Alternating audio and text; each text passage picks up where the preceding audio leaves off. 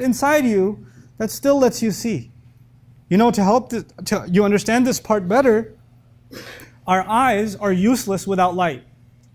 If there are no light sound inside this room, and there are no windows, and there's absolutely no light, we are completely blind. Your eyes could be functioning perfectly, but there's no point. You're blind anyway because you are in the darkness.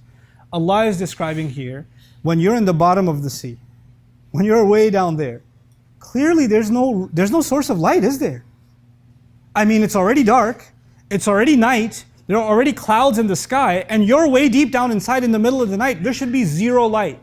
You shouldn't say, I can almost see my hand. You should not be able to see your hand at all. The point is, you shouldn't be able to see your hand at all. But Allah is saying there's some light somewhere.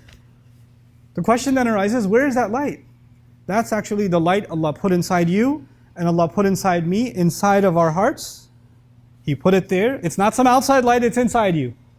And it's using that, and it's being dimmed away, it's weakened, it's been covered by a lot of darkness, but it's still enough for you to see somewhat that you're doing something wrong. There's still hope in you. That light Allah does not let die. Imagine, back in the day, what is light at nighttime? How do you have a light? You have a lamp. You have a candle. That's how lights used to work.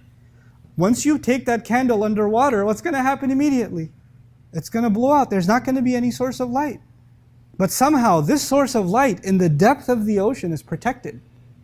Even though it's in such a bad environment, it's still protected. It's been weakened, but it hasn't been suffocated. It didn't blow out. It didn't get washed away.